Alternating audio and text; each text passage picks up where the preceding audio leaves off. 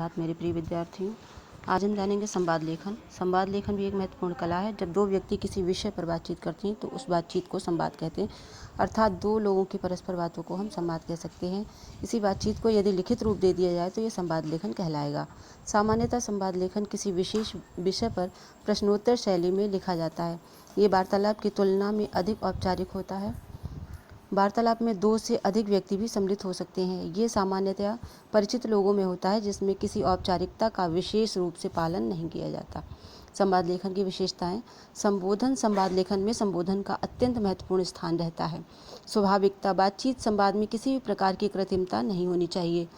अवसरानुकूल स्थान और अवसर, इसके अनुरूप ही संवाद किया जाए तो अत्यंत प्रभावशाली होता है। उदाहरणार्थ विवाह और मृत्यु दोनों विपरीत परिस्थितियां हैं। दोनों में संवाद का बिल्कुल अलग अलग भाव प्रस्तुत किया जाना चाहिए। शैली। संवाद लेखन की शैली प्रभावशाली, स्वाभाविक तथा सहज होनी चाहिए। संवाद को सीधी तरह से प्रस्तुत किया जाना चाहिए। संवाद लेखन के लिए महत्वपूर्ण तथ्य छात्रों जान लेते हैं। संवाद लेखन की भाषा सरल संक्षिप्त होनी चाहिए। संवाद विषय व पात्रों के अनुकूल होना चाहिए। संवाद लेखन में विराम चिन्हों का यथासंभव उचित प्रयोग किया जाना चाहिए। संवाद प्रायः प्रश्नोत्तर शैली में ही होना चाहिए। प्रश्नोत्तर शैली के संवाद में जिस काल में प्रश्न होता है उसी काल में उत्तर दिया जाता है। आदेशात्मक शैली में दिए जाने वाले उत्तर प्रायः भूतकाल अथवा वर्तमान काल में होते हैं। अब यहाँ पर देखिए छात्रों, उदाहरण दिया हुआ है। महंगाई और पिस्ता आम आदमी समाज पर सामान्यतः दो व्यक्तियों की बातचीत।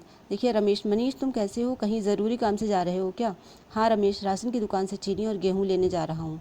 चीनी तो ठीक है, लेकिन गेहूँ की क्वालिटी तो सरकारी राशन की दुकानों में अच्छी नहीं होती है। देखो रमेश, जब खाने की लाले पड़े हों तब गुणवत्ता अर्थात क्वालिटी पर ज़्यादा ध्यान नहीं देना चाहिए। हाँ, मैं तुम्हारी बात से सहमत हूँ, समझ सकता हूँ। महंगाई थोड़ी बहुत रहे तो आम आदमी झेल भी ले, लेकिन यहाँ तो सभी सामानों के दाम आसमान छू रहे हैं। कम से कम गेहूँ कुछ सस्ता मिलेगा तो रोटी तो खाने को मिलेगी। हाँ, तुम बात बिल्कुल सही बोल रहे हो। महंगाई के कारण तो लोग भूखे मर रहे हैं और भूखे मरने की नौबत आ गई है। तो छात्रों, ये तो था उदाहरण। आज के लिए इतना ही। धन्यवाद।